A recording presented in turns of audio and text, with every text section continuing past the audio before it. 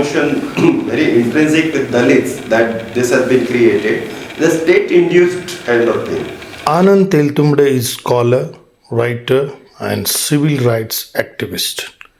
He is married to Rama Teltumbde, who is granddaughter of Dr. B.R. Ambedkar.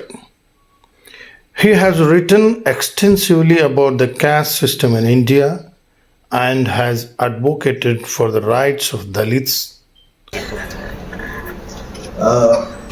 Feeling of very high reverence for the person, and in his name. Recently visited Bengaluru to receive the Karnataka State Government's prestigious Basavashri Award for his impactful contributions to the human rights and Dalit movement as well. I see the chief minister sitting here. It is usual for people to praise your ministers, etc. But I had again something like a very strange feeling about this person. He probably actually carried the legacy of Basavanna. Within the framework, within the very, very constraint of the real politics that he is living with, he is has approached towards social justice to people and something like a feeling for the suffering people, humanity. We had the privilege of interacting with him and other intellectuals at ex-chairman Backward Classes Commission, Dr. S Dwarakanath Sir's home.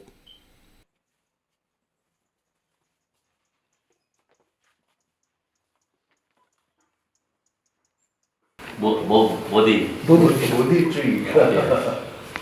Mirror. It's like.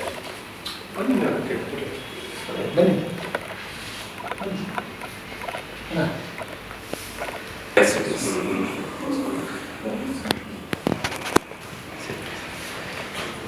It's it. Sir, namaste. Namaste. He is Harsha Kumar Kukwe. He is a journalist. A lot of Lohya movements carried there. He is Manjunath, a very sensible writer in Karnataka. Style okay, sir? Is theatre person? Yes, sir. They're all Vishnu. our team. Yeah, good team. Good All team. youngsters. Vishnu, bande. Very good. Vera person, sir.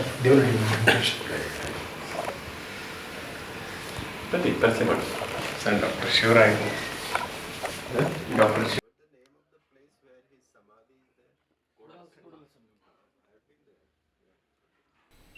The gathering provided a platform for meaningful conversations and reflections on the ongoing challenges faced by the Dalit community.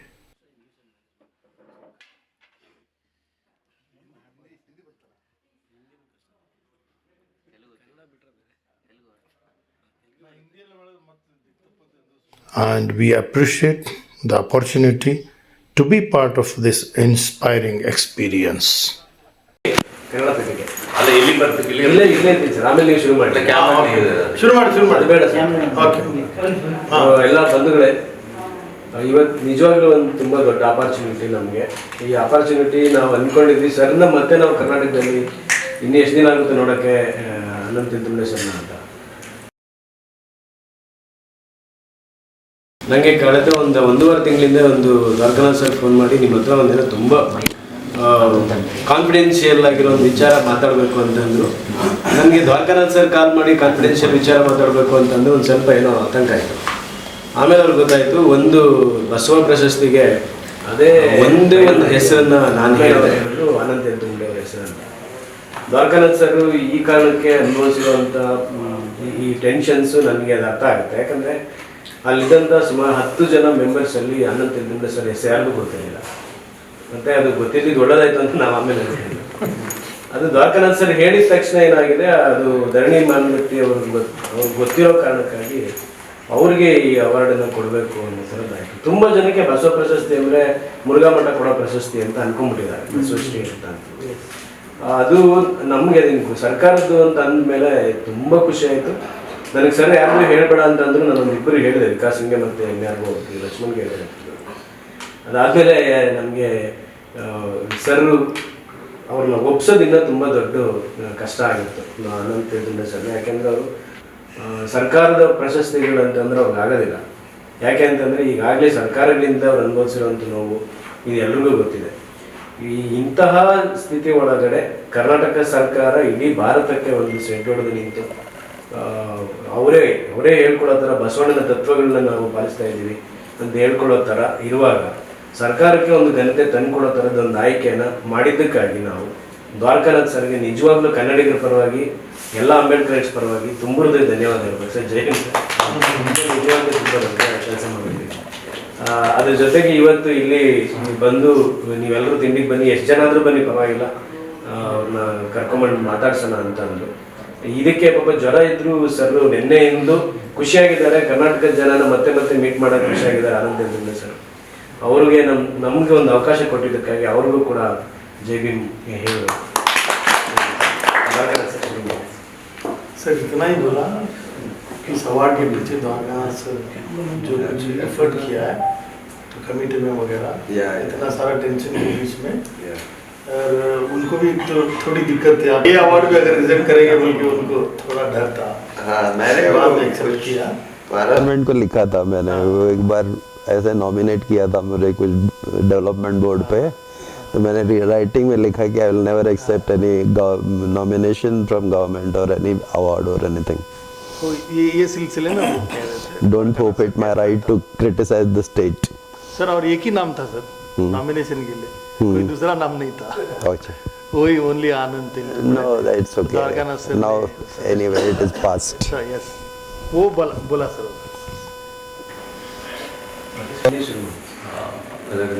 Kannada or English? English better. Welcome to Dr. Anand Teltumbde to my residence. It's not only my residence, it's everybody's residence. We had lot of deliberations here since 20 years.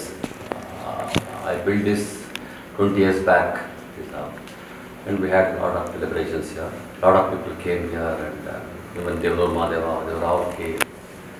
We had very good talks here, all these things. Today, your good self is coming here.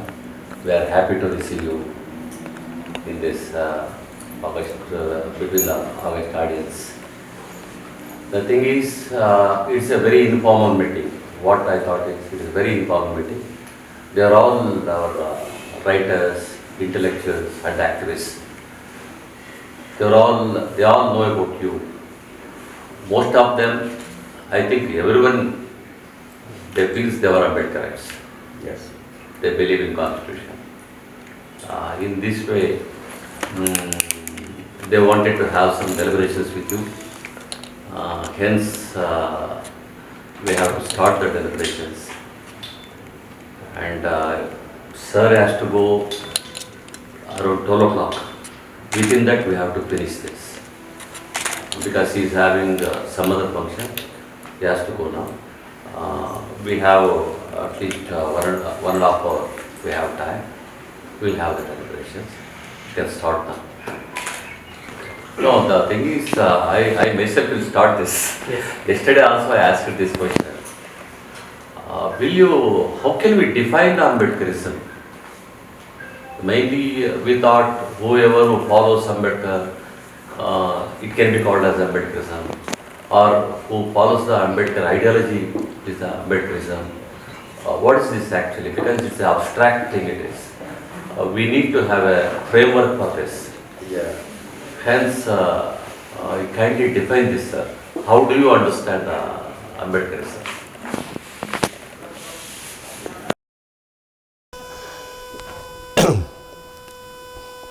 Yeah, it being used as a very loose term, everybody who wants to follow Ambedkar claims that he is Ambedkar, he follows Ambedkarism.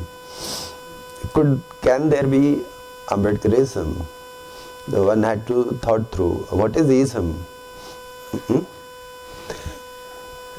ism, as we now usually understand, not to get into complications, could be something like a very integral system of thought, okay, philosophy, which addresses to solving universal problem of humankind.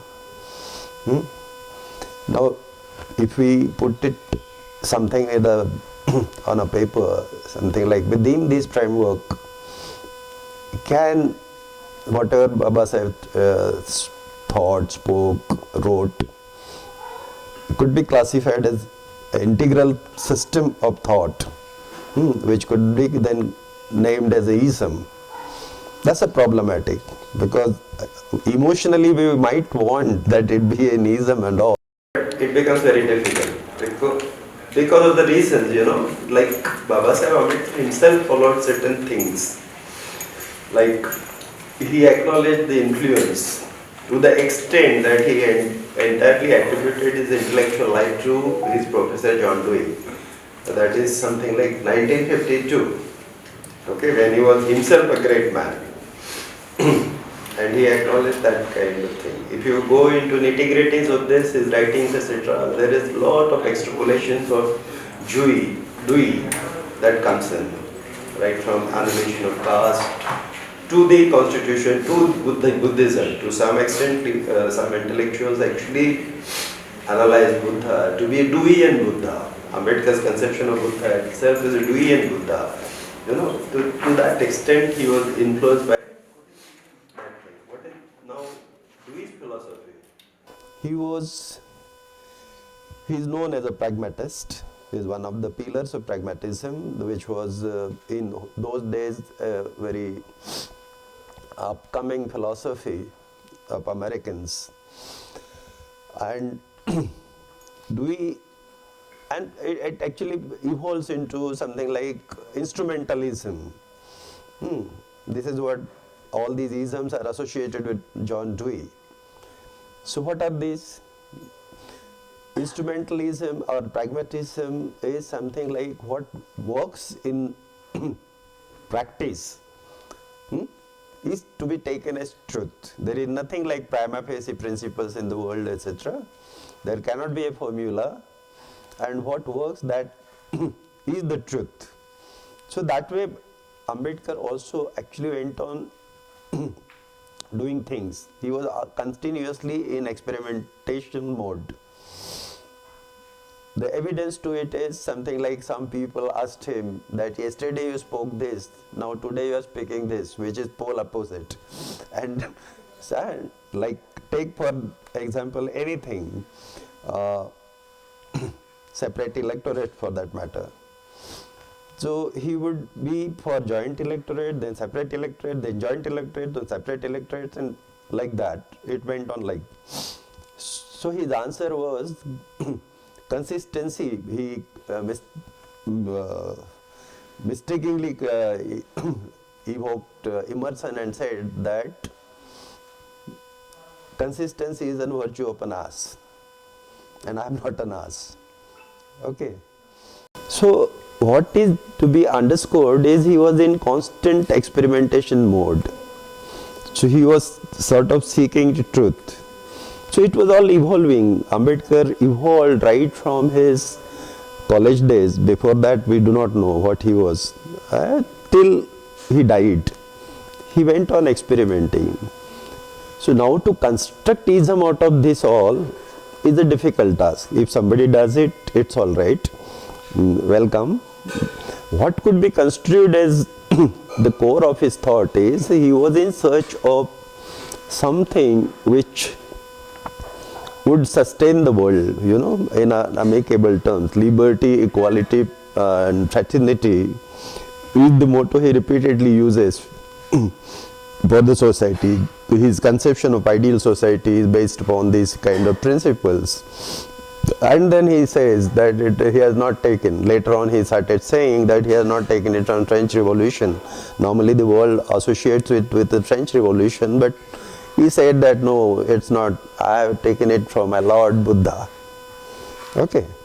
So this way it goes. So as of now, the term is very, very loosely used. there are certain intellectuals who tried to define, and they started from Maharashtra in 80s, I suppose. Rao Sahib Kaspe is one of the first who tried articulating as to what Ambedkarism is, and in process he also says that it is very difficult. Okay. So all kinds of problems are there, etc. But he says that, okay, constitutionalism, Buddhism, all amalgamation of these kinds of things, dominant themes of Ambedkar's life taken together becomes a Ambedkarism. So in nutshell, what I would say that as of today, there is no definition of Ambedkarism. If in future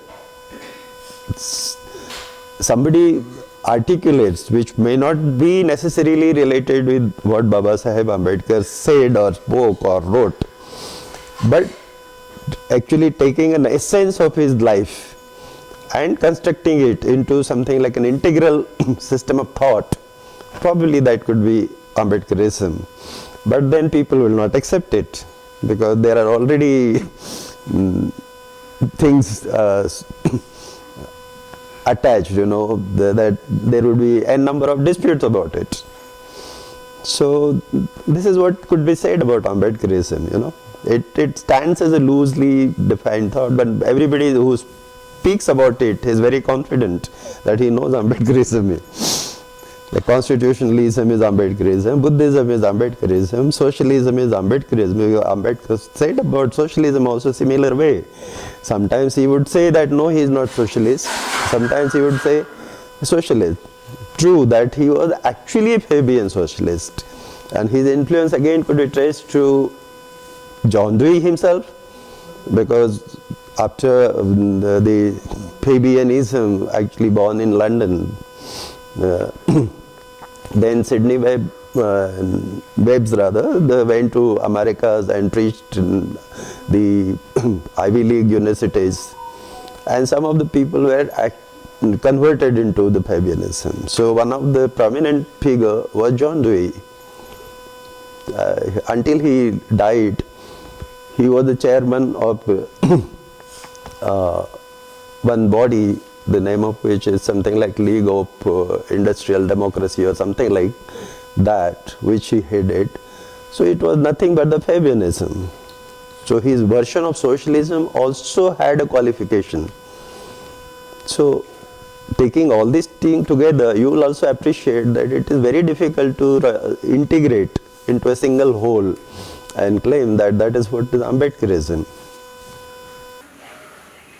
Can it be even constitutionalism is nothing but Ambedkarism? Can it be related like this? Some people think so, constitutionalism, but then constitutionalism has two aspects, whether it is abiding by what the Indian constitution is, with an assumption that Baba Saheb Ambedkar wrote it fully. Okay, it is his creation. Second thing is constitutionalism, that there is a code and everybody, once that is decided, everybody has to abide by it. That means it actually negates any rebellion. Okay, howsoever that thereafter the world turns to, the people cannot object to it. People do not have that recourse. So that would be the constitutionalism. So I do not know. The former probably is what is subscribed to by so-called Ambedkarites, right? That this Indian constitution, Constitution of India, is entirely written by Baba Saheb, and whatever it is, we have to follow that, and that is what Ambedkarism is, right? So that kind of notion for people probably carry. Now, is that really true? Because if that is true, then how do you reconcile? In 1952, Baba Saheb Ambedkar said in Rajya Sabha, in response to one MP's question, Anup Kumar, the discussion was entirely on different subject. It was on the role of governor, etc., etc. But it just flowed like, and the question came up like, you wrote the constitution. The Ambedkar said that no, people say that I have written the constitution, but it is untrue. I was used as a hack, HACK. Hmm? And whatever they had decided, I had to write it down. Hmm? Then he said that this constitution is of no use to anyone, not Dalits or anything, and I would be the first person to burn it down. And he left. Right? How do you reconcile these kinds of things? A simple logic also, even coming to these kinds of statements, because statements could be on in a half, right? That has a context, in what context he said it and all that kind of, not getting into that dispute. Constituent Assembly was an assembly of people. Okay, and everything that happened in Constituent Assembly is well documented. That part cannot be disputed. Every word is documented.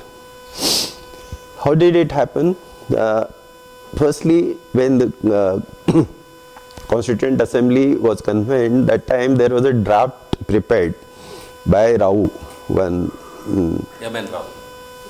Not M.N. Roy. B.N. B.N. Rao. He used to spell it Rao, R-A-U. From Karnataka. Yeah, that's right. So he had a draft prepared, studying all the constitutions, etc. And the Constituent Assembly was supposed to consider that draft. That was the mandate. So that was the base document. The base document, you'll have to compare it with what it had already and what then they added. When it went to deliberation of Constituent Assembly, then it became a different thing. And then the drafting committee was formed, chaired by Baba Saheb, and then they created, based on these kinds of discussions, and there were subcommittees, there were subcommittees of the Constituent Assembly which decided major themes, like there are minority committee, there are fundamental rights committee, like that. And if you look at the committee formation, most of the subcommittees, excepting for Ambedkar, who chaired one of the most important committees of the drafting committee, rest of the committees were chaired by all congressmen. Okay, so how it happened? Like anything got deliberated had to move through the subcommittees. Subcommittees decision was placed on the subcommittee chairman. Okay, the subcommittee chairman. That decision flowed to the parliamentary board, Congress committee. So it is written, the Austin who studied, what is his first name? I forget. Huh? That's right, Granville Austin. He had a good study of Indian constitution making, and he observed that every word that has gone into constitution is actually approved by the Congress parliamentary board. And now you can link with Baba Saheb's that blurt in Rajya Sabha that I was used as a hack. So that's it. So that settled the question in a way that the Indian constitution should not be attributed entirely to Baba Saheb Ambedkar. Not entirely. Actually, his contribution to Indian constitution would be that he has written it in a very integral way. There's the drafting and the language and the structure of the constitution. All those kinds of things that he has, and he kind of piloted it through the discussions of the drafting committee that was piloted at the end through Constituent Assembly. That is his contribution. That is a masterly way. But he was again, it could be taken as it was a lawyering on behalf of somebody else. So we should take it with pinch of salt, although emotionally we could be very proud that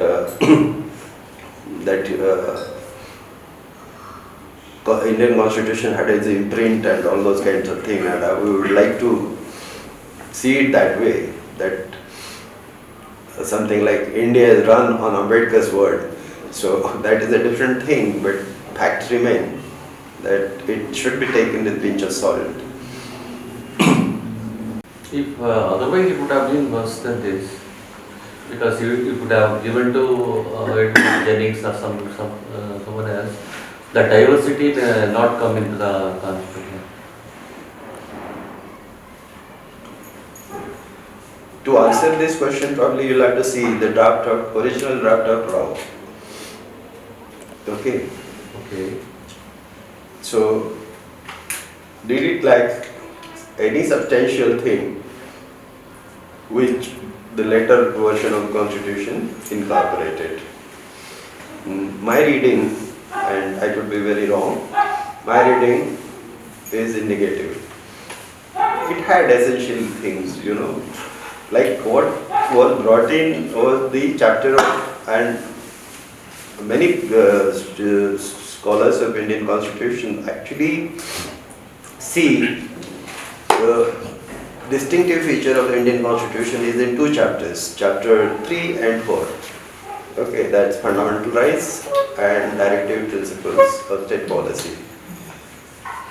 Now it is fairly well known that directive principles of state policy is not a enforceable thing. It's something like a vision that okay, we want to go that way.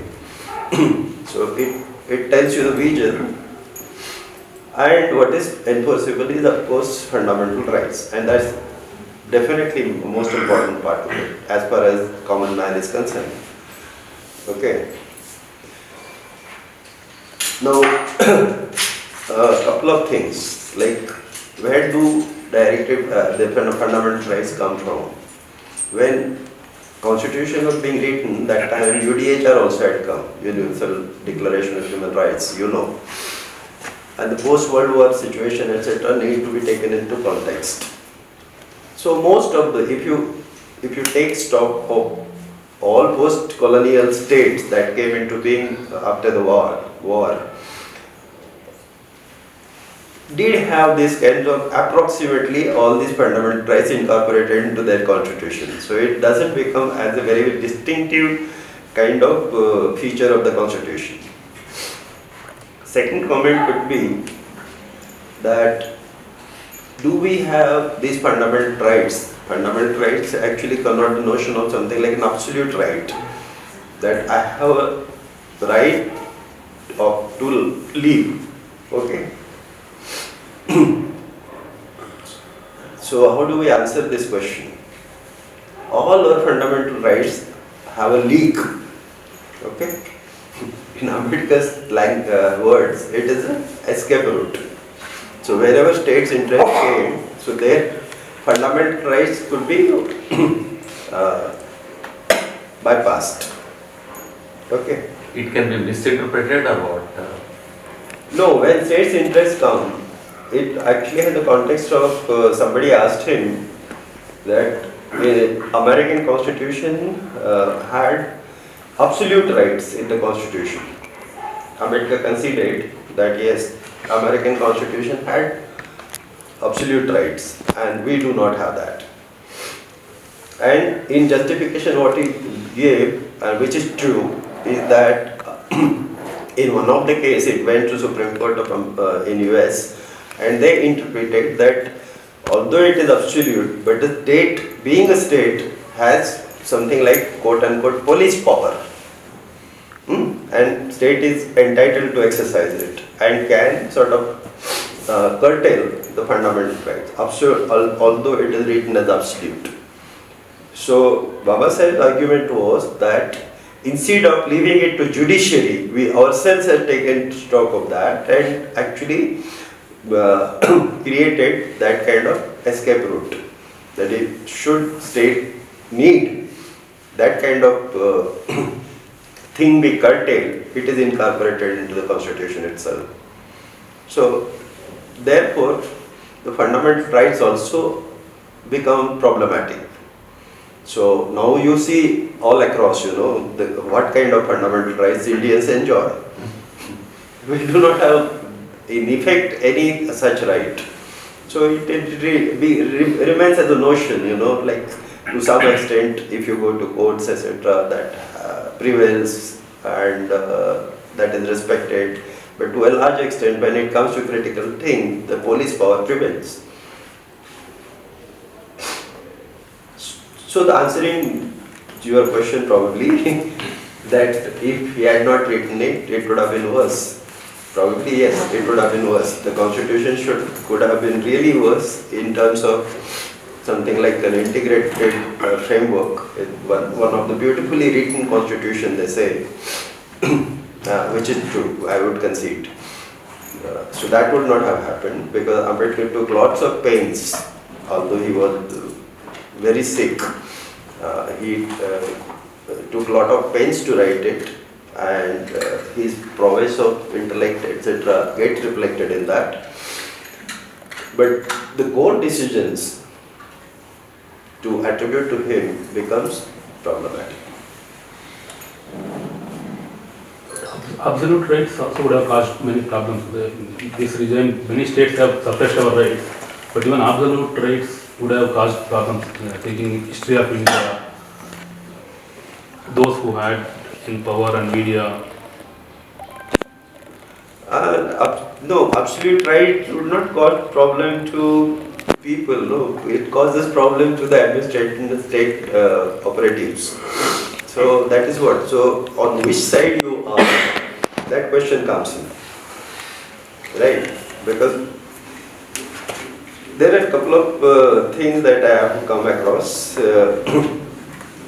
Baba Sahib again had a notion that there is not really a dispute between individual and the state.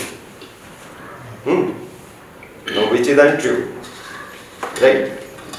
Probably having experienced this kind over 70 years, nobody will say that there is no dispute between individual and state. Another thing, when the question of independence of judiciary came, Baba Sahib's clear-cut answer was, I don't think the state has any interest in individual affairs. It is mostly individual versus individuals. It's a civil society affair. People quarrel amongst each other, and that those cases only go to the court. State does not have interest.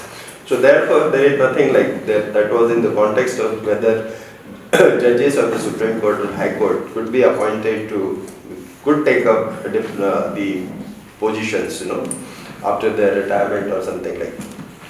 So in that context, he clearly said that he did not think state has any quarrel with individual. The state does not indulge into these kinds of affairs. Now, coming back to something like previous CJI, Ramana, before Lalit. So he gave this thing, and most of the cases basically in the court are state versus individual. Okay, and this is an experiential thing that could be seen also, that most of the things the individuals suffer is from state, not from the communitarian aspect.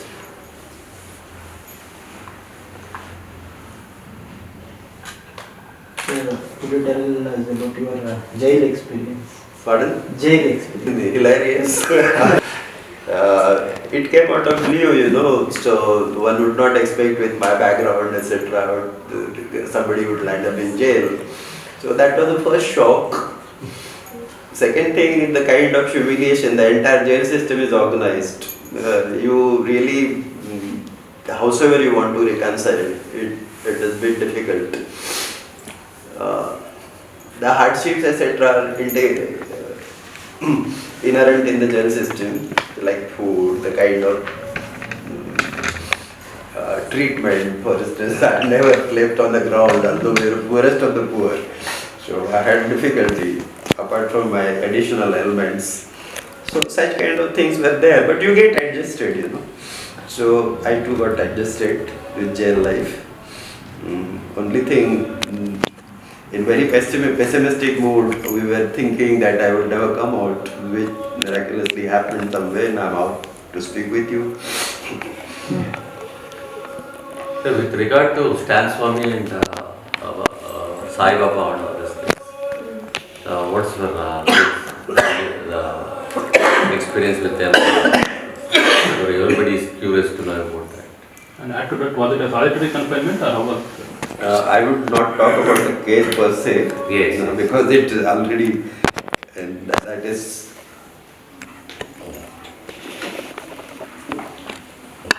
only thing I can tell you the status of Sai Baba's case. Sai Baba's case, Sai Baba was granted bail by Nagpur High Court, but then the state went to Supreme Court. Supreme Court reverted back and asked them to the bail was granted on a fundamental some principle like the Supreme Court directed High Court to reconsider the merits etc. and sent it back and stipulated that a different bench would hear it, and the case was to be settled within 3 months. Now it is more than 3 months that after hearing the verdict is pending, that lies at that.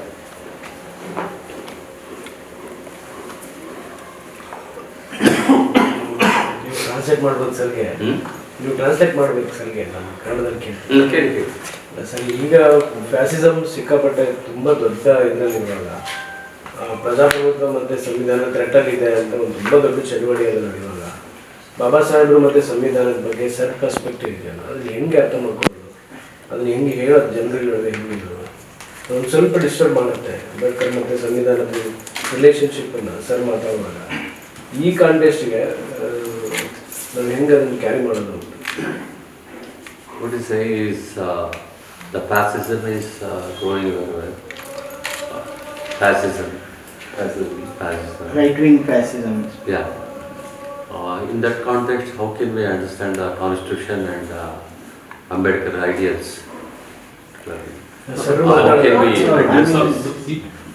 The tone you are telling about Ambedkar and relationship between Ambedkar and constitution, how can we address people then? Because right wing is claiming that in a different tone they are claiming that Ambedkar didn't write constitution and it was written by someone else. Recently Sudhindra Kulkarni also wrote an article. So in such a dilemma, how can we carry your words to people, or how can we understand ourselves? Yeah. No, it is at 2 layers. Okay.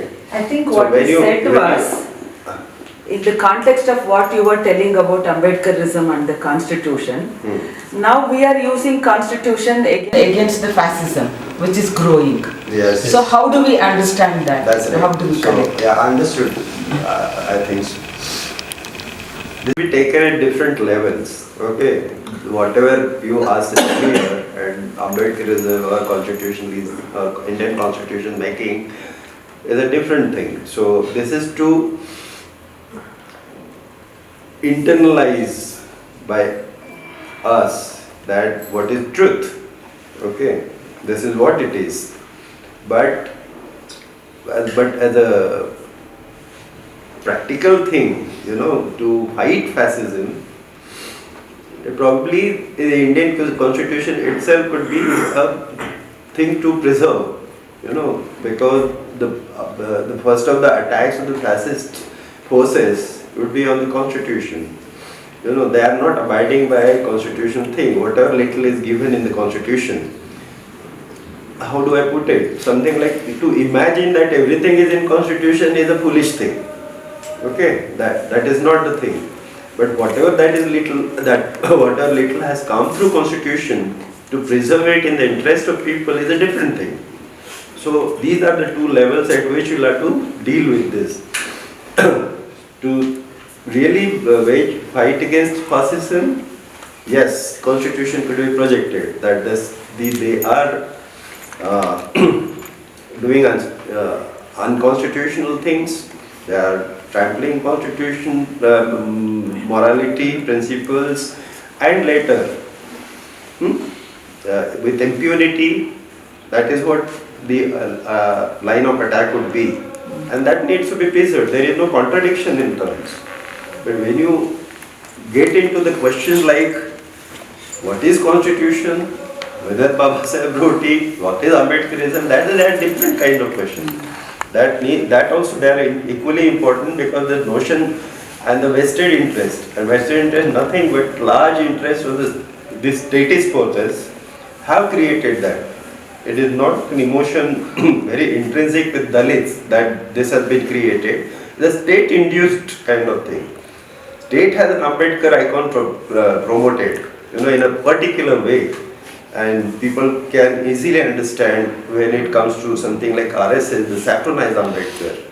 So then it becomes much clearer even that we actually do not understand that line of differentiation are not minded by us. That is folly. That it's not all Ambedkar is our Ambedkar. There is much of Ambedkar which is actually projected and constructed by state. They want to project Ambedkar in certain ways.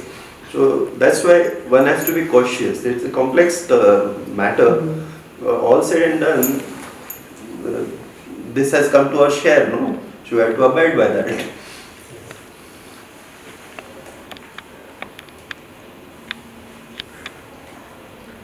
So even today, many don't agree with your article or your perspective about Bhima Koregaon. But could you explain to us in different words as to how you feel that the myth is counterproductive to the struggles today? Counterproductive to? To the identities that it transcends. That's what you wrote in. About that is one thing which has gone hugely against me. But again, it is just an emotion, you know. Nobody has countered what I have written. I have very carefully gone through everything, including Kancha alias, and there is a big lobby like Bamsef and those people who are very rabid kind of people. So they wrote very in Marathi. Recently only I came to know, otherwise I did not know also. But none has, they distorted themselves and attributed it to me.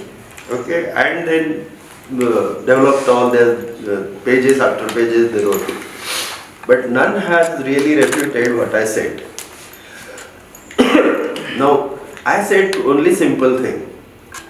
Firstly, you need to understand that I was the only non-Maharashtrian non-resident Maharashtrian in the organizing committee. Okay, I was in Goa. I was Goan by resident. And these people Elgar Parishad. Elgar Parishad organizing committee. Okay. So the main organizers were the justices, and they telephoned me and said that as I did not mind. I said, yeah, include my name. They wanted me. So I said that is okay, but I would not be able to because I was very busy with my professional work. So it went like, there was a pause. Not that the organizing fellows etc. was not unknown or something like that, but I was not knowing whatever that was going on. And when closer to the date, the WhatsApp messages started bringing in pamphlets and all these things. So I thought, in between, I was happy also because when I learned that some of the major Maratha organizations joined the organization, so I was happy because if it remains, and I have been a proponent of this kind of sans caste kind of unity of people always. That is one of the major theme of my writing and doing. So there is no dispute about it. So I was very happy that these kinds of non-Dalit people also joined the organization. I was quite happy. But when the pamphlet language etc. came with something like Shaurya theme, that it was attributed to the Mahar soldiers fighting Koregaon battle and winning it because of the caste discrimination that was enforced by Peshwas. They defeated it. This is actually historically untruth. Okay, the caste consciousness etc. in that form in 1818 was out of question to have germinated into people. Okay, there is not a single evidence of that. So this is a historical, you can say. Second thing is from the list also, probably I don't remember now what I had written, but from the list of the dead that is inscribed on the column also speaks of they are I think less than 50%. Okay, certainly I am broadly using the figures. Thirdly, both the sides, Peshwas as well as British side, had same combination of caste soldiers. So how do you read it? Pure history, it is falsification of history. Okay. They have capitalized this word I used, myth. You know? That Ambedkar created a myth or something like that I wrote. That this touched people and that antagonized everything. So what is that? See, myth, I think I wrote the same way, in the same way, that myths are required for organizational building. Okay, so there is nothing wrong that if Ambedkar has used that myth, that our this was why Ambedkar used it. It is in the context of banning recruitment of Mahars into Indian Army, British Army. Okay, that issue was going very strong. The major proponent of that was Shivram Janba Kamble of Pune. Okay, not Babasaheb Ambedkar. They initially started observing Bhima Koregaon Shaurya Din, that it is our people that who fought valiantly against the Peshwas, etc., to stress not that they won the battle because of casteism, etc., against Peshwa, but they are brave. Okay, and the dictum was that Mahars are not the martial race. That's why on that basis the recruitment was stopped by British, right? So to counter that, Bhima Koregaon was used that Mahars are brave, they are the martial race, that period, that's all. And Babasaheb also used the same thing because he also confronted the same problem. So in the context, this was absolutely all right.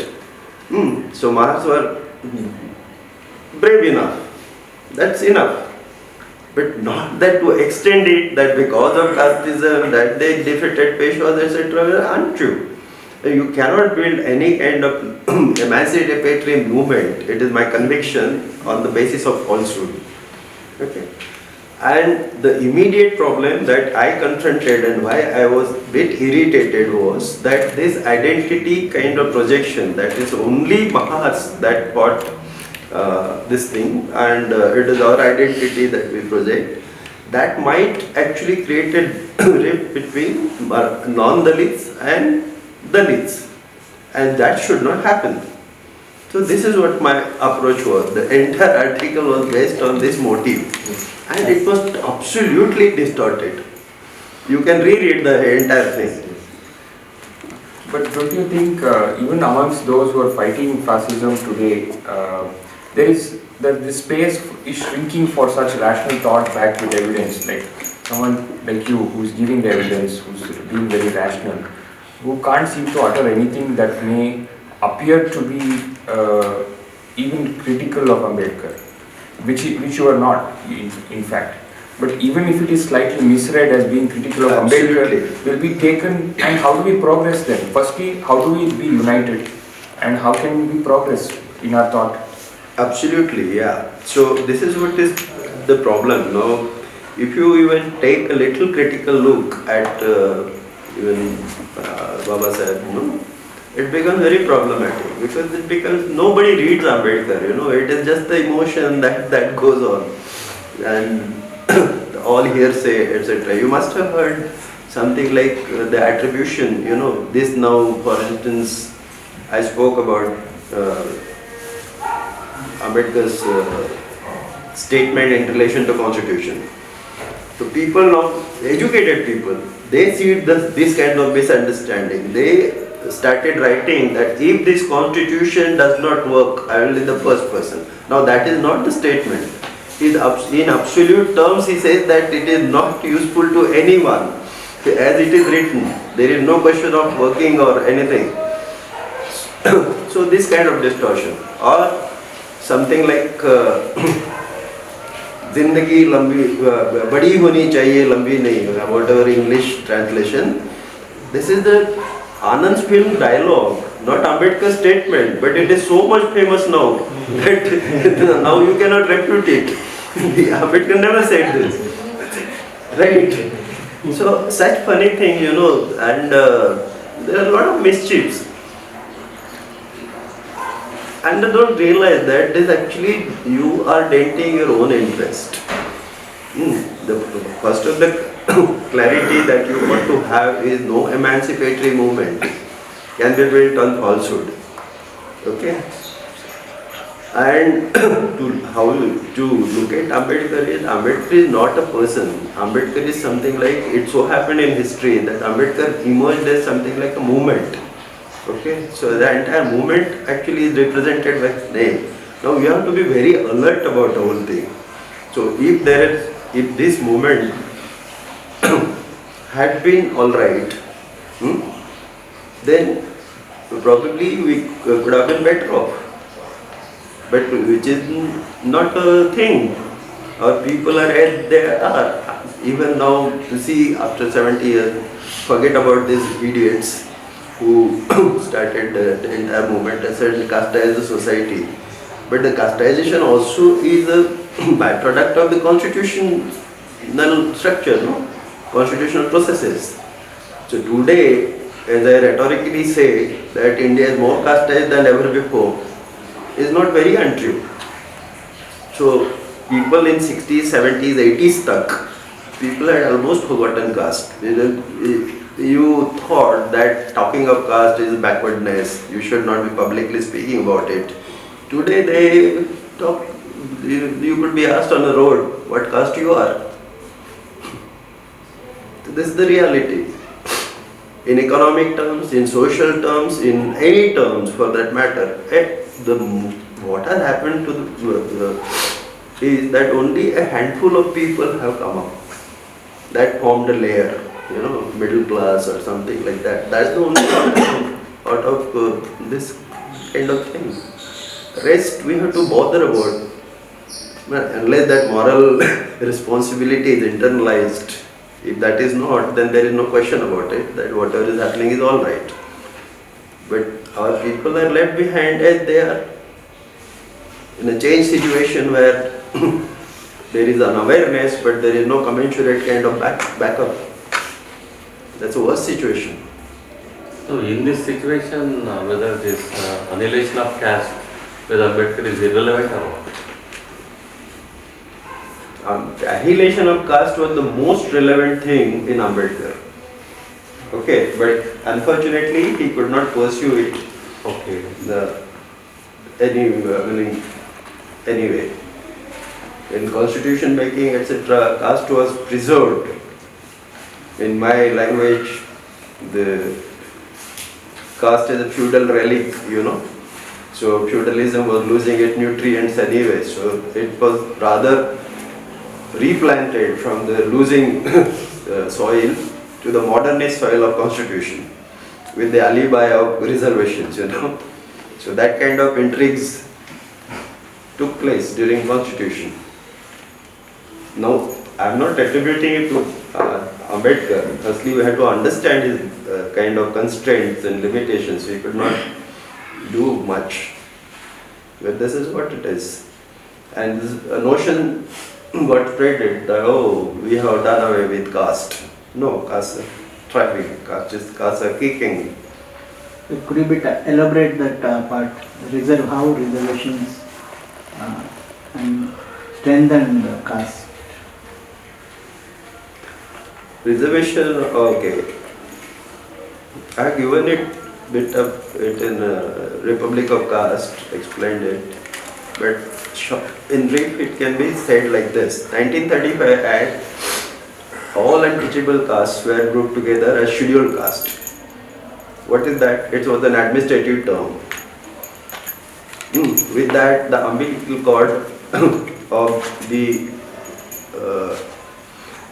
to the Hindu caste system, ritual caste system, was snapped.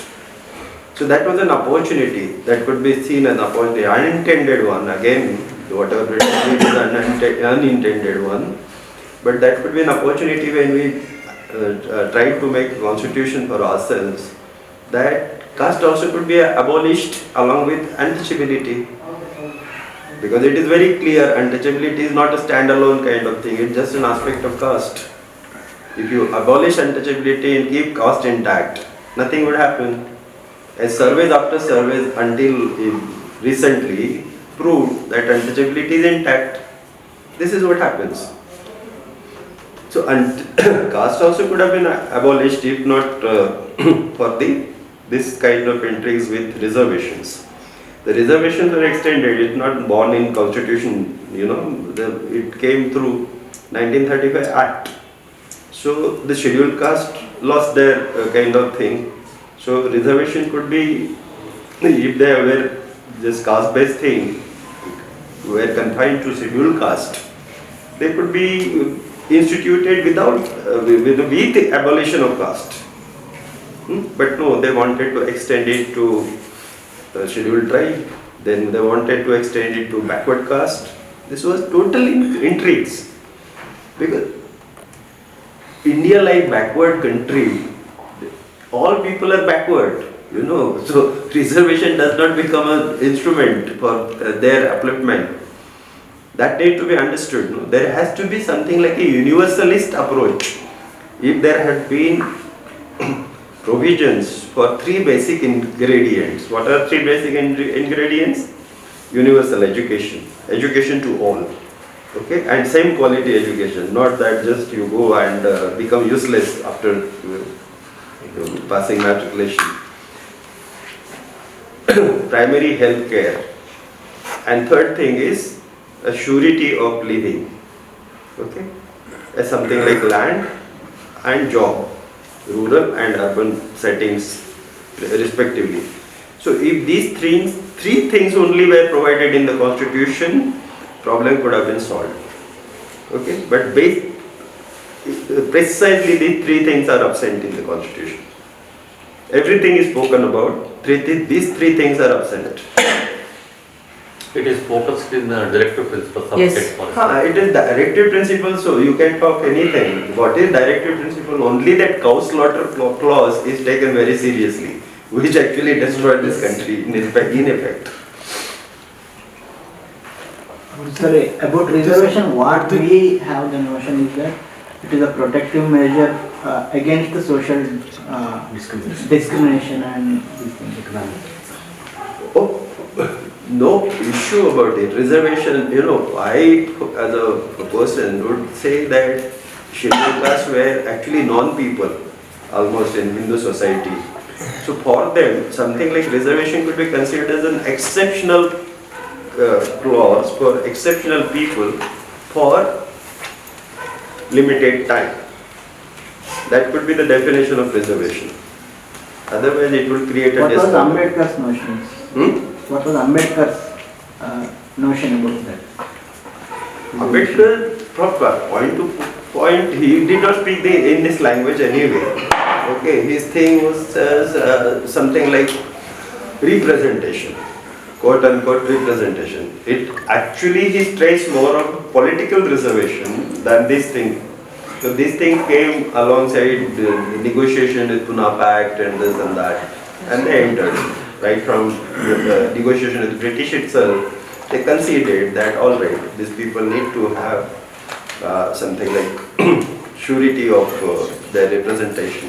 So initially, the quota system was not implemented, thinking that there are not enough people, educated people, to institute quota. But when Baba Sahib went into executive council, Viceroy's executive council, and he instituted it.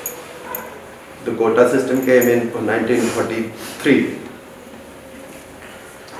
If representation was not in name of caste, if representation was not in name of caste, how better it could have been done? If abolition of caste had been done before, the representation could have been tackled But the better. practical thing to do, as I say, the reservation could have been restricted only to the exceptional people, and which could be completely defined, etc., which was untouchable. The untouchable, as I said, this was facilitated by bringing in scheduled caste and British actually employed surveyors to create that schedule. So this actually went halfway through to abolition of caste, but they have forsaken it. That opportunity was totally discarded, and they went in a different route to universalize reservation, to actually extend to backward caste. And now the aftermath of reservation is before us now. So there is not a single caste, including Brahmin, which does not claim to be backward and does not claim to have a reservation. So this is bound to happen. And then they can objectively prove it that they are backward.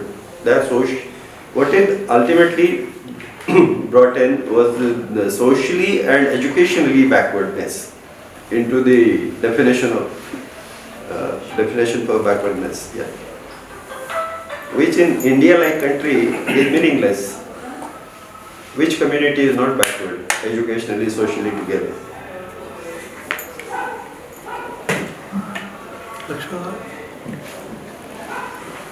But untouchability is one of the important criteria for reservation also. For scheduled caste. Yeah.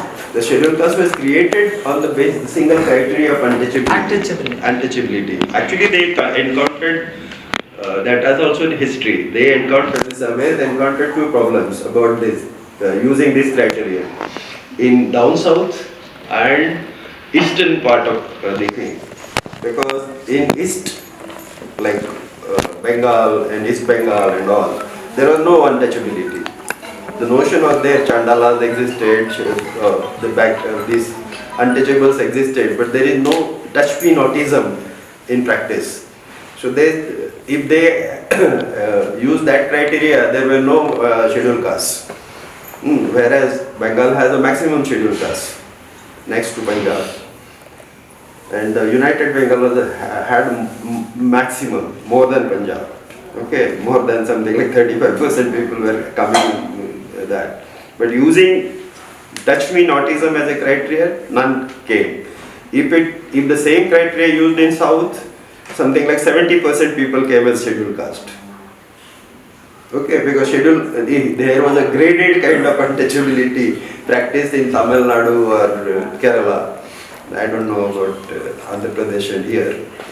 So that was the scene. But then they sort of made a viability sub-criteria, etc. and restricted it to the national average of 16-17%.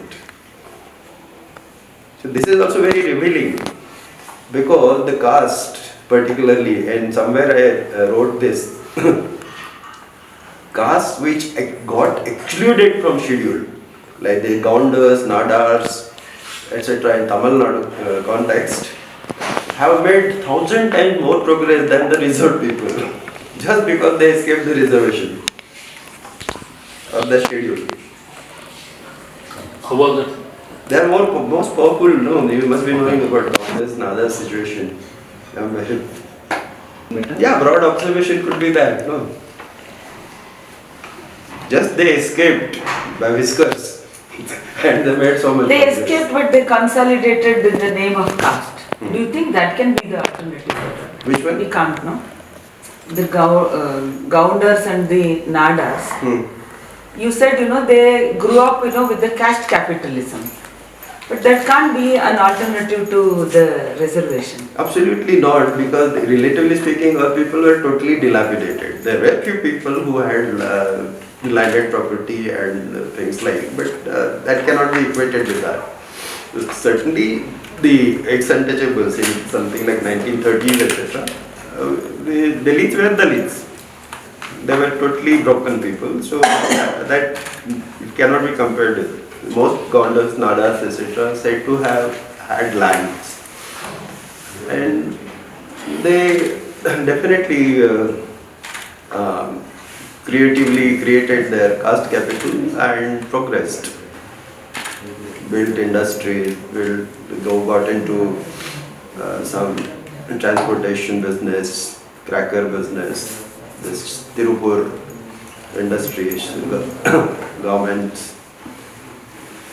So such things happen.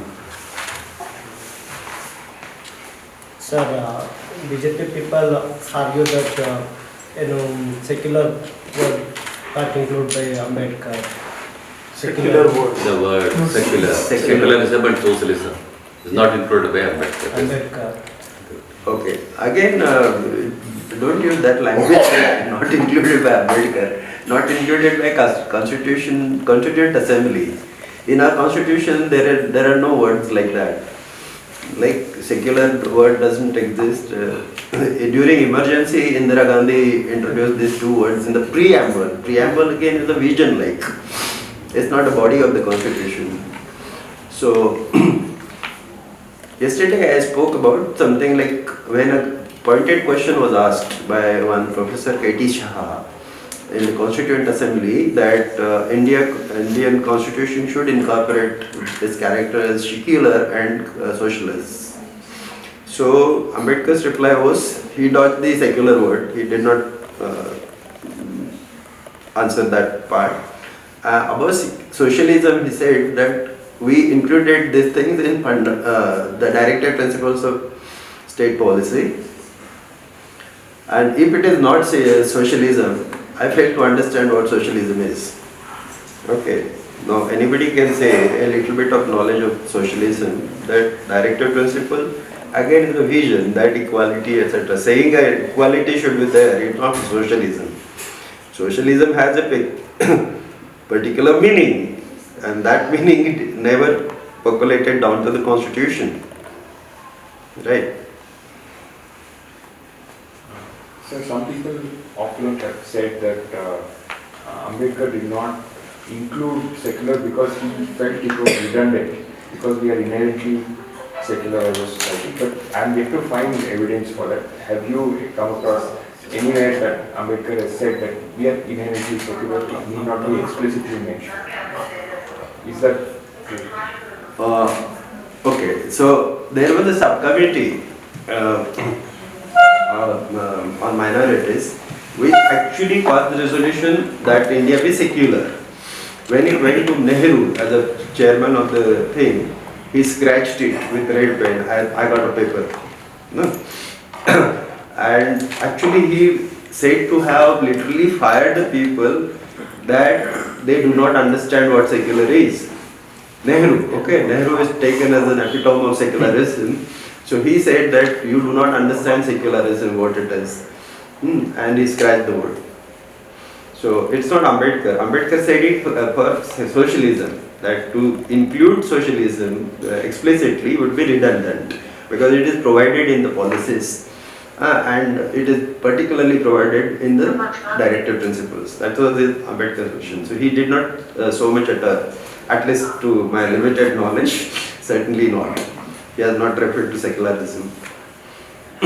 It was Nehru who did not like that word to be incorporated in secularism, and ultimately the compromise was that state will not have any religion and state will keep equidistant from all the religions. Okay, and that's what being termed as a secularism, that spread notion that India is a secular country. But the question to consider is that in a India-like country where predominantly 80% people are loosely Hindus, could state be indifferent? Can state keep equal distance to all religions? The answer has to be no. Okay, because who is state? People elect the state, and they constitute the state. So if the majority of people are sending the representatives, they are Hindus, so they would have a bias towards Hindu, no? So how can there be equidistant? How can you, and what is equidistant? Because the population is not the same, the socio-economic status of these people are not the same, and how can state be equidistant? And what is the meaning effectively of that? So this is what has happened to secularism. So it has ultimately come down to electoral politics, counting caste for votes. That's it. So we are saying that we cannot define Ambedkarism. What? We cannot define Ambedkarism as such. Okay. You're mentioning. You are still there. Yeah. And we're also Still. Yeah. And so we no need to define Ambedkarism because it's an evolving thing. And we're also talking that we cannot be. I also feel that in your talk, the truth is reduced to fact. The idea of truth is reduced to a fact. Reduced to Fact. fact. Yeah, fact. So how do we practice Ambedkar then? Like we have like problems with the constitution, this thing, and we also have problem with defining Ambedkarism. Then how do we practice? And also, like, Dewey also talks about education and democracy. And education is connected with imagination. And imagination is connected with myth. Yeah. So how do we look at it? Because in the context of Ambedkar's literacy, we are in different levels. Everybody in different levels. And there are so many Layers. There are so many layers in community itself, sir. Yeah. So So how do we look at it as a holistically? Because I feel now we are talking, we are literates, like in a way. Like how do we engage the whole people, like what we call Dalits in India, holistically? Yeah, good question and complex too. Okay, if I venture to answer that, it would be in this way, that to respect Ambedkar's contribution or something like as our icon, who did so much, is not necessary to package him as a ism. Okay, so that is one. We have to be alert about how the state relates with this business. Okay, as I hinted, state had bigger role than our own people intrinsically to sort of create Ambedkar. State created Ambedkar in a particular way. I have given a lot of such kind of examples, like how much our people were devoted to Ambedkar for that matter. You know, see Maharashtra development, when Ambedkar died in 56, up to 67, the place on which he was cremated, the 12 by 12 place, was only barricaded by bamboos. No official allotment of that land or anything.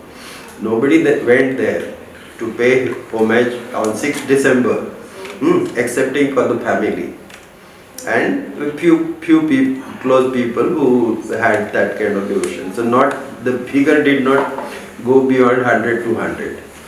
6th December. Today it is 2 million people that throng. Why?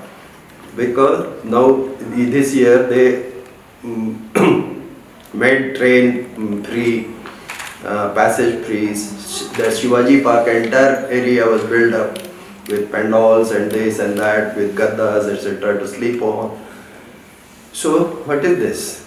So we have been saying this is evolving. So we have to be on guard to preserve our Ambedkar, whatever Ambedkar we wanted from this state. You see, like we have scheduled castes all together is 16-17%, right? And they are totally resourceless people. And if they can be sort of manipulated with single icon of Ambedkar, it is nothing the economic deal, more economic deal than this one. So ruling classes understand that, and that is the way the things have gone. So you can chronologically see where from Ambedkar started getting importance. So I am not saying that Ambedkar is not important. Ambedkar was important only for us, but for the state has manipulated, how it went on manipulating and creating its own kind of thing. You can see it chronologically. 64-65 there was a land satyagraha. During Ambedkar's time, no kind of material issues were taken up. Only at the fag end in 53 he voiced, because he was remorseful in his last days after coming out of the cabinet, you know. And he was introspecting, and most of the times he used to burst in cries and say that I could not do anything for my people.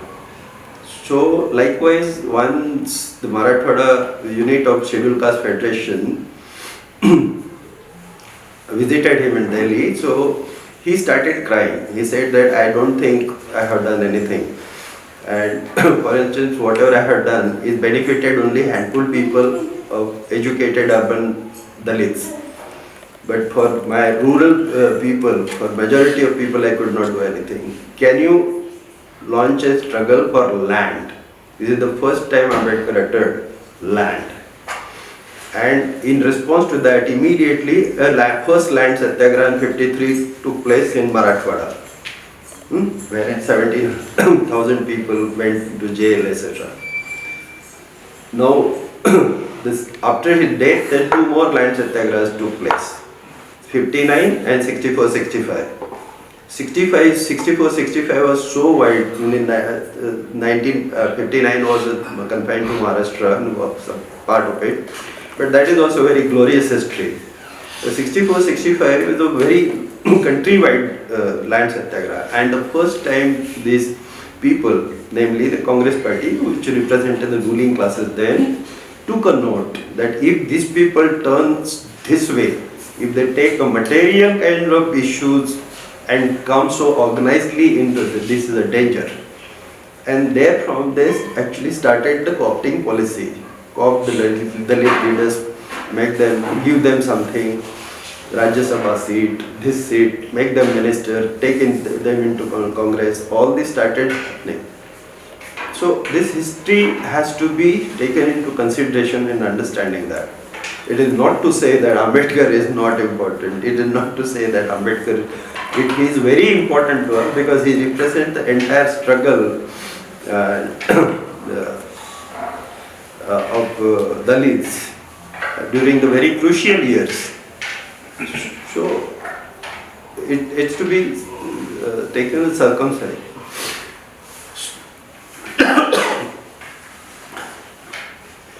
So the task was to preserve our Ambedkar, a radical Ambedkar, you know. So that we. What about that myth and the imagination part? Because the whatever that is happening in India today, myth is ruling us. Missing? Myths are ruling us. Myths are ruling us now. Myths, like every day, Modi comes and he posts something, like everybody believes in that. You know? I didn't get that. Like myths, no? Myths. Myth? Yeah, myth. Myths are ruling us. Myths are ruling us. Yeah. They are very small, very big, tiny things. They are ruling us. Like having a chip in a 2000 rupees note, it's a myth. So like there are many myths, or like we can say them, they are not true, but they are ruling us. Only imagination can give us some kind of hint to tackle these things. How do we do that? How do we look at that?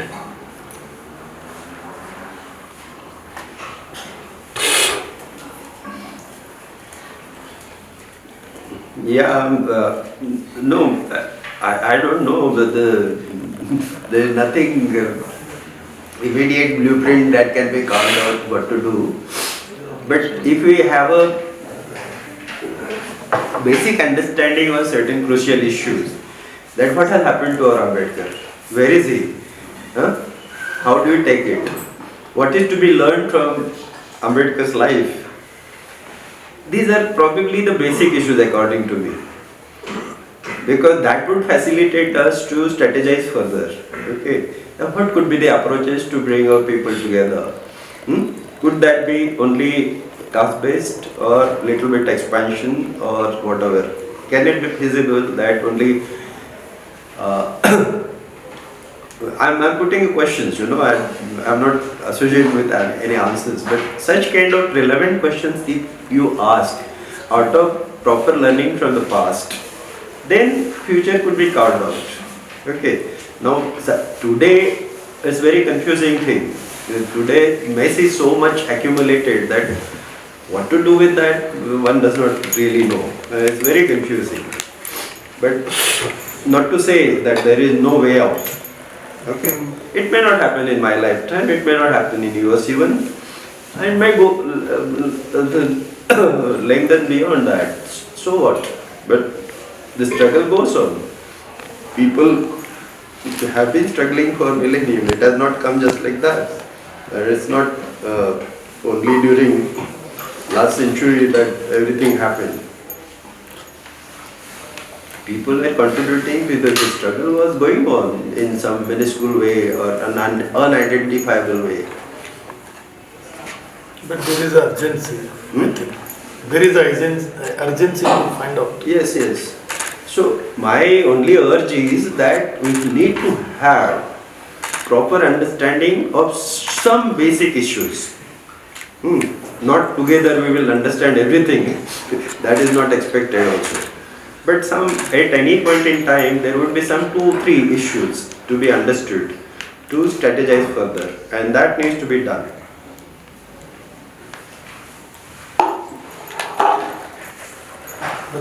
So related to his question, see if we see nowadays this Bhima Koregaon issue, how people are taking that as a symbol of valor. Even in Karnataka this time, thousands of people gathered through this myth making. But for some extent it is necessary for our people to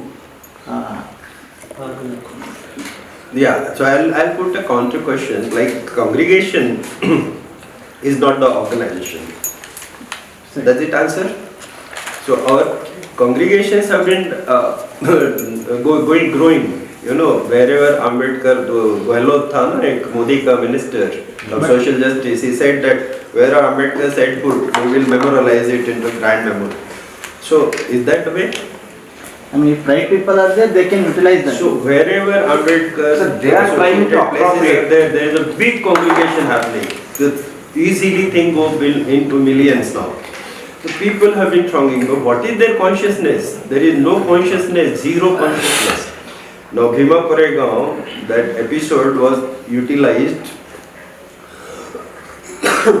to incarcerate our people, etc. And next year people went and just fallen to that pillar, you know. And that's all. They go and like Jatra, you know, and that is what is reduced to Ambedkarism. Wherever anything is associated with Ambedkar, that becomes a congregating point. Does it reflect, does it translate into organization? If it had been an organization, it would have been very plus. But no, it is just the devotion to Ambedkar. That's the failure of organizations. That's the failure of organizations. We are not able to utilize such congregations or awareness. Failure of organization, or because of that, then organizations are failing. Whether it is cause or effect is to be discerned. You see, everywhere you go, people just with the devotion, you know, like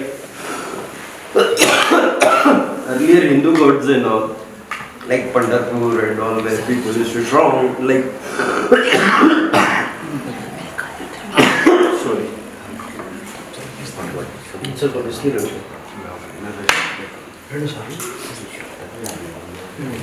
So like even now Rajagruha, no? We, his family created something like photographs, etc., little bit arranged and called a museum. You will find so many people thronging there. Not only that, they will actually fall flat on the road and do all this namaskars and put earth on this thing. Have you seen that? So, if this had been an organization, it's welcome. But it's not. Sir, on Ambedkar ji को हम महात्मा कह सकते हैं। महात्मा क्यों नहीं क्यों नहीं कहना? क्यों नहीं? अम्बेडकर को महात्मा कह सकते हैं, क्यों नहीं कह सकते? Ambedkar did not believe in Atma, so Mahatma कैसे होगा?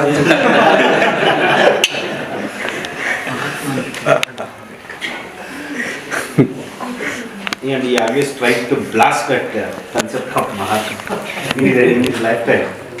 And he only questioned who is Mahatma Gandhi. Sir, there is it's very important to understand Ambedkar inflation blood, that he was a man who put in hard labor and was motivated by something to do good to the people. That's enough.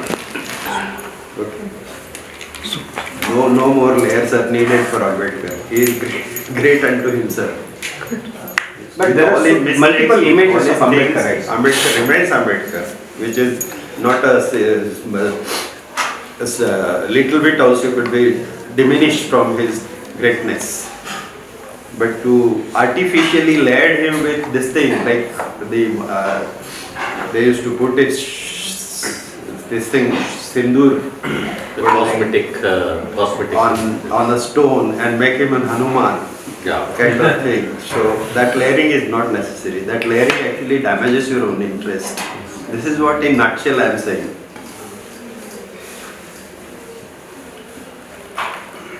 Sir, Gandhi has been seen as a unifying figure like nobody else. But what if Ambedkar's thought today can unify us? Is there, to put it in a slightly mathematical term, can we say something like a lowest common factor of Ambedkar thought, that can just simply unify people like what Gandhi was managed to do? Of course, it is nothing to do with whether Gandhi's thoughts were right or not, but he managed to unify a large mass of people in that era. In today's era, what is it that Ambedkar thought can unify us?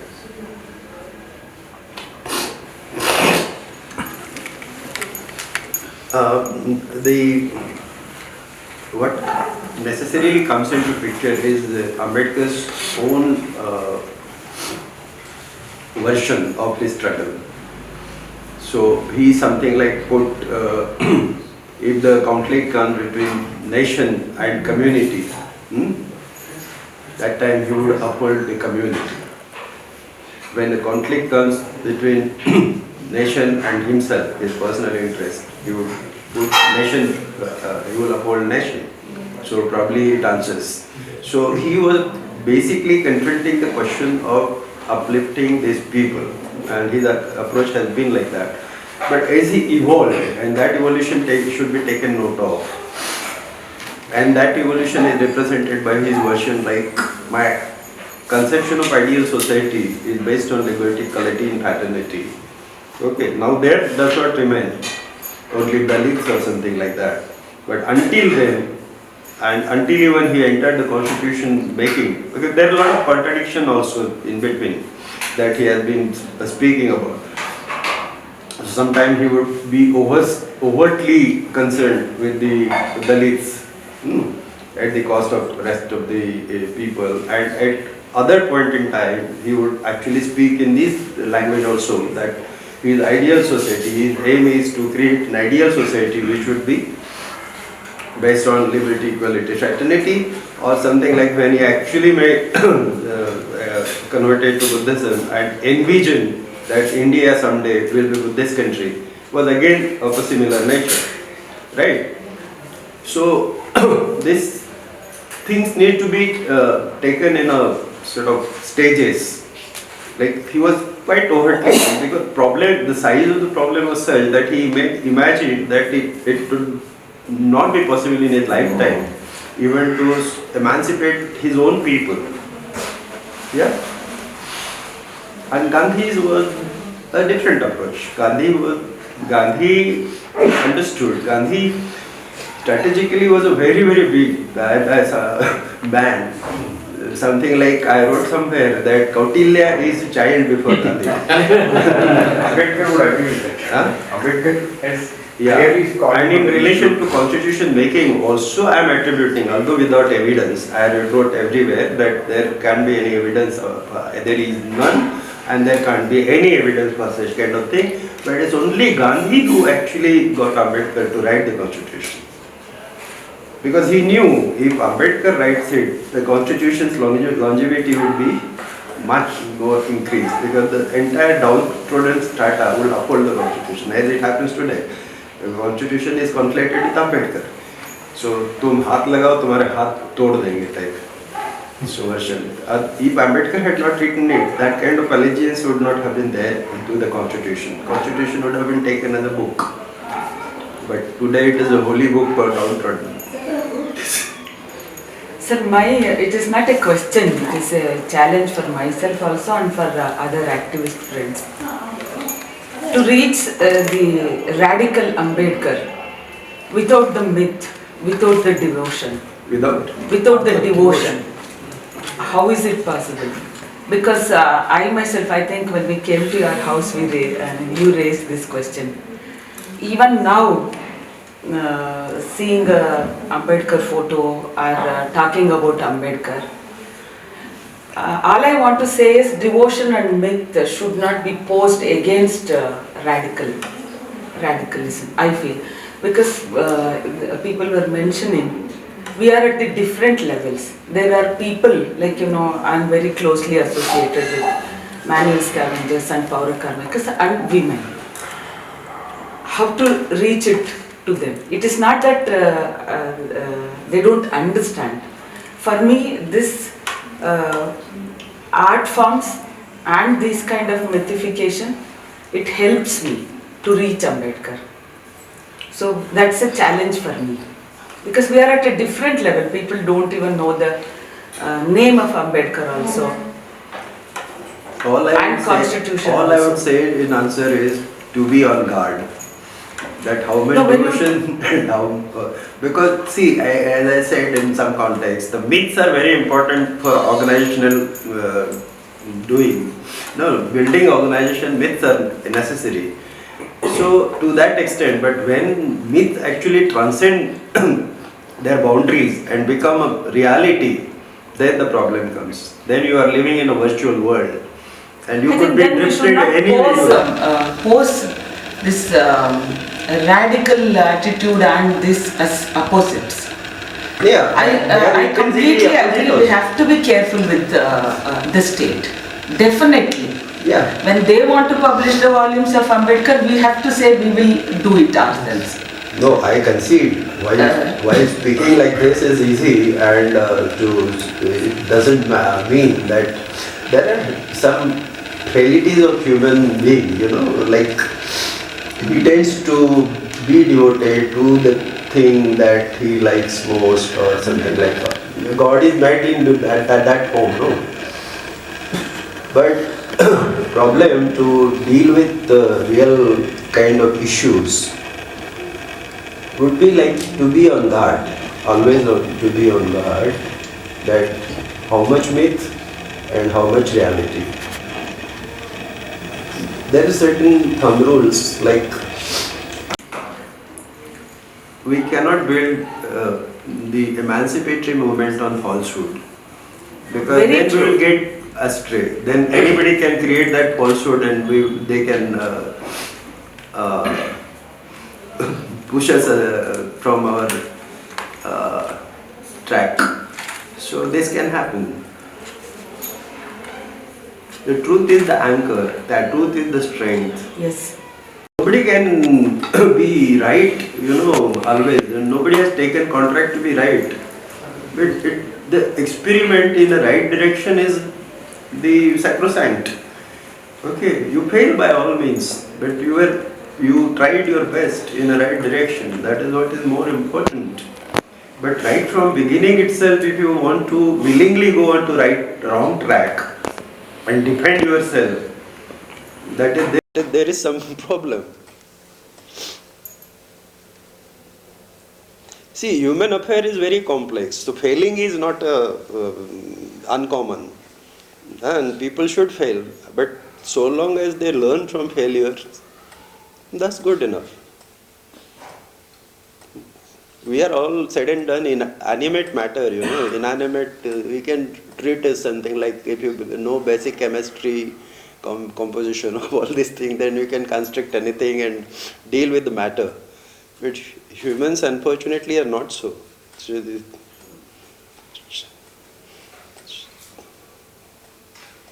I think time. It's 11:40. Okay. Shall we close it? Yeah. Okay, because he has to leave. ತುಂಬ strain ಆಗಿರುತ್ತೆ. Was it useful or? Very much, sir. Very much. No, I am saying my truth. It's my limitation to expression also. But I say simple things, you know. Like I would like to be simpler than what I am. Yes. But You consider it's a yourself. very simple thing. Only if in my professional life, I always used to say that the bigger, most solutions come in a very simple way. Okay, all mathematical formula or something like that. There's an intrinsic thing in universe that the simplicity actually forms the solution. So if you are complicated, and even if in my class when I was teaching for some time I taught, so I was telling my students, if I sound complicated, ask me to stop. While talking, they are very simple, but while reading, it really takes time. I think to understand Ambedkar, we need this language. This language particularly. Definitely. This state of mind and No, language. only my advantage is I am not Understanding helps us. I am not formally educated in social sciences, so I that complicated language etc. intrinsically discarded. So whatever complication is of my own making. To me, for my academic career. No, they very every simple thing they will complicate and put it in very complicated way. So at least that is not the thing.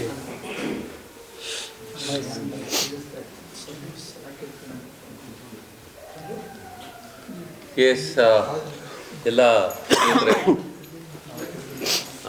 ಭಾಳ useful discussion ಅಂತ